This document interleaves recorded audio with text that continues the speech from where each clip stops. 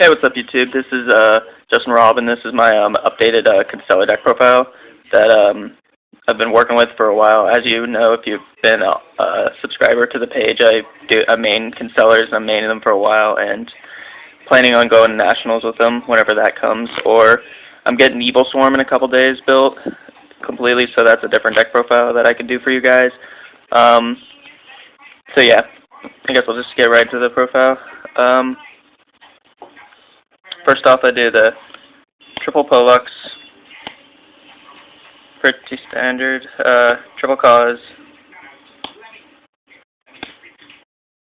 triple Jaldi, I need DTs, and one more DT Pollux, but yeah, and then triple Sombre.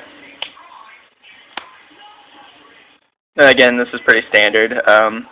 If you have any questions about the deck list or anything, you can post it in the comments. And if you have any suggestions, I'm also glad to see that.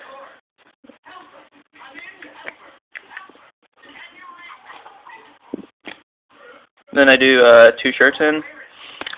Beforehand, I tested out the 3, and 3 seemed just kind of meh. I mean, it's ideal to open up with it, but I just cut a 3rd one for Bear back in the deck because I like Bear in the deck a lot. It helps you get your 10 key. And 10 key is really crucial for Constellars. I mean, not really crucial. It's just easy for Constellars to abuse, I feel. So getting that 10 key is kind of bored. But this card's still really good to where you should play it just for consistency reasons. Then I do the 1 Bear, like I said. And then I do 1 Thunder King. It's just really good against the Dragon matchup. And it's a level 4 light, so I can go into Omega with it. And it's just really easy for me to play around. I need mistakes for this build, probably. Other than that, I don't really think I need anything from Shadow Specters. I might just do 2 Mistake, maybe in sideboard, or my main one, see how that goes. And then 1 Honest to finish up my monster line. On spells, I do the triple MST, because it's really good for Constellars to get their easy 1-for-1s, just so it has less stuff that you need to prioritize your Pallades bounce on for their turn. Pretty good. Double Tenki to get your Cause and Bear. Double Upstart. Just been testing this for a while. The theory of just having a 38 card deck is pretty good. And so far, just testing it's been really good. It hasn't really drawn me back. Giving them 1,000 life points is totally worth it. I prefer to do that than Paw to Duality and prevent me from Pallades opening turn. Then I do 1 Star Cradle. Okay, the reason I do this is because with testing, it's just always been really good, either late game, and if early game, I just kind of go aggressive and then I can just reset it for free. Or, I was thinking about taking this out for maybe a Paw to Duplicity, just because it seems kind of the same thing, except for Duplicity can help me draw back row cards, which seems pretty good. But this might be better. I need to test it to be sure, but that's my input. And then 1 Book of Moon. 1 Forbidden Lance. Originally I was doing 2, but I cut it down to 1, just because I'd rather play more back row. And Lance is really good in this format, but yeah, that's why I still play 1, because it's still really good. 1 Rhoda. Give him a Pollux. And then 1 Dark Hole to finish up my spell line. On to Traps. I do 2 Mirror Force, 1 Safe Zone. Originally I was doing 2 to 3, and I was just testing it out, see how potent this card is in the deck. After testing, it doesn't really seem to be too potent, just because you can't chain it to something already targeting. It wouldn't resolve like that. You have to activate it before it gets targeted. It's weird how it works, but apparently it's a ruling. I got ruled that on like Dual Link Network, but I don't know. Safe Zone is still pretty good though, because safe zoning T-King, safe zoning Bear, safe zoning Monster, follow up to Exceed, and then reset your safe zone is pretty good. Or just safe zone your opponent monster, return it to hand, and destroy the monster. Plus, still good. Do 1 Royal Decree. Royal Decree. The idea behind this is I'm trying to throw them off game 1 and Royal Decree, and then just sneak out games with that. The only reason I considered doing this, like instead of like Trap Stun or Dust Tornado or something like that, is because if I needed to activate my traps, I could use my Pallades effect to reset this. It just has more of a lockdown state than trap stun, I feel.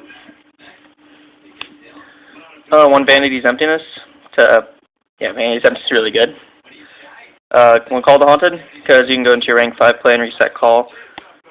Keep using your Sombres. It's pretty good. One Dust Tornado, because 1-for-1s are really good in the deck, like I said.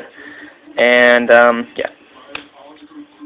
Then one Bottomless Trap Hole, one Warning, one Church of Tribute, and one Pulse to finish up my main board. On to extra deck. I do one M7, one Press FA, triple Pallades. Because I play Call, I need to always have my Pallades, I feel, drop. I drop triple Pallades more than you would think. Double Omega. Because Omega is really good, and the mirror, it's just really good kind of this format, I feel. Do one Gaia Dragon, because I play enough 5s where it can be dropped easy. One Shark Fortress to get in there, sneak games. One Tyrus for whenever I need to have I need to keep my presence on board.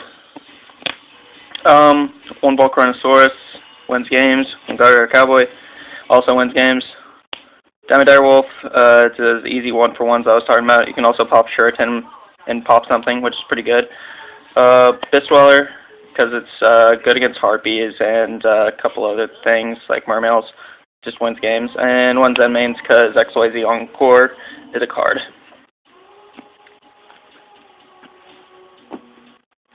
On to my side deck, I do one Kaiku, because Kaiku is just really good against for this format. Prevents your opponent from removing and special summoning your dragons. It also just gets stuff out of your opponent's graveyard. Like, if you're going against spellbooks, you can get rid of their spellbooks so you don't get lifed. Yeah. Consecrated Light, because the Infernity matchup's really annoying. And Blackwing is a deck, and so is Evil Swarm. Yeah. Double Effect Failure, because you need those effect negated. Yeah. Effect Failure is really just for the mirror match, Infernities, and other matchups, but for the mirror, it's really important to stop their Pallades play sometimes, or just like effect Baylor, their Omega, and then activate something and it goes through. Yeah. Then one DD Crow for the Dragon matchup, and a couple other few matchups, but yeah. Time Fissure, because the deck can work really well around it, because it's all Exceed based. Double Non-Aggression Area.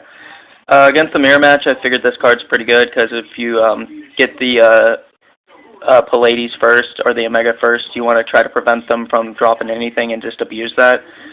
Just keep your presence and prevent your opponent from getting presence, and this is really good against dragons as well. The second Dust Tornado. Needle Sealing. Vanity's Emptiness. My second Vanity's. Soul Drain. Imperial Iron Wall. And then double Gozen to wrap it up. Yeah, if you have any questions about the deck, or if you have any criticism, just let me know in the comments. If you enjoyed the video, remember to comment, rate, and subscribe, and thanks, YouTube.